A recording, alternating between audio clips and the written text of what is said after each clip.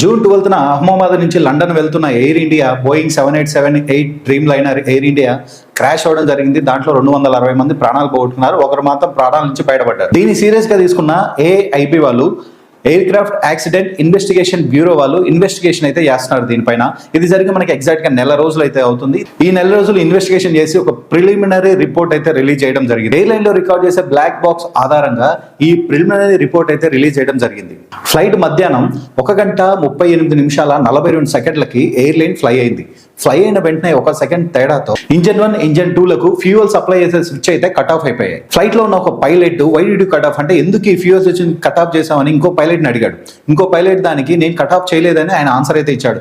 ఈ మాటలన్నీ ఆ బ్లాక్ బాక్స్ లో రికార్డ్ అయ్యాయి. 10 సెకండ్స్ తర్వాత ఫ్యూయల్ స్విచ్లు కట్ ఆఫ్ నుంచి రన్వేకి మారాయి. అవి ఎందుకు మారాయంటే ఫ్లైట్ రెక్కలకి ఒక పెద్ద ఎయిర్ బో ఫ్యాన్స్ ఉంటాయి. ఆ ఎయిర్ బో ఫ్యాన్ నుంచి పెద్ద ఫ్యాన్స్ ఉంటాయి కదా, ఆ ఫ్యాన్స్ నుంచి ఎనర్జీ తీసుకొని ఆ కట్ ఆఫ్ స్విచ్లు అనేది రన్వేకి మారిపోయాయి. అప్పుడు టైము 1:35:56 అయితే అయింది.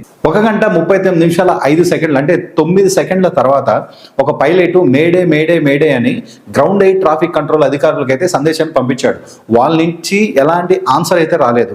ఆ కాసేపటికే ఆ ఫ్లైట్ అనేది క్రాష్ అవ్వడం జరిగింది. పైలట్ ఇద్దరు ముంబైకి చెందినవారు. వాళ్ళు ఒక రోజు ముందే అహ్మదాబాద్ చేరుకున్నారు. వాళ్ళకి కావాల్సిన రెస్ట్ అయితే దొరికింది. అలాగే పైలట్ నడవడానికి ఫిట్ గా ఉన్నారా లేదా అని టెస్ట్లు కూడా చేస్తారంట. ఆ టెస్ట్ కూడా చేశారు అండ్ రిపోర్ట్ కూడా వీళ్ళు ఫిట్ గా ఉన్నారని తేలింది. సో దాని తర్వాతనే వాళ్ళు ఫ్లైట్ నడవడానికి అయితే వెళ్ళారు. ఎయిర్ లైన్ కి ఇంధనం నింపడానికి వచ్చిన ట్యాంకర్ నుంచి కూడా ఆ శాంపిల్స్ సేకరించి వాటిని కూడా టెస్ట్ చేశారంట. అంటే ఆ ఇంధనంలో కూడా ఏమైనా లోపం ఉందని చెప్పి ఆ టెస్ట్ చేస్తే ఎలాంటి లోపం అయితే లేదు. సో ట్యాంకర్ నుంచి సేకరించిన ఇంధనం కూడా కరెక్ట్ గానే ఉందని రిపోర్ట్లు అయితే చెప్పారు. ప్రమాదంలో చనిపోయిన ప్రతి కుటుంబానికి ఎయిర్ ఇండియా అండగా ఉంటుందని ఎయిర్ ఇండియా వాళ్ళు అయితే చెప్తున్నారు. సో ఇది ఓన్లీ ఒక ప్రైమరీ రిపోర్ట్ మాత్రమే. ఇంకా అసలు ప్రమాదం దేని నుంచి సంభవించింది అనేది కన్ఫర్మేషన్ అయితే ఇవ్వలేదు. ఇంకా ఇన్వెస్టిగేషన్ జరుగుతుంది. పూర్తి సమాచారం అనేది ఇంకా రిలీజ్ చేయలేదు వాళ్ళు. ఇది ఓన్లీ ప్రైమరీ రిపోర్ట్ మాత్రమే రిలీజ్ చేశారు. ఇంకా చాలా ఉంది ఇన్వెస్టిగేషన్.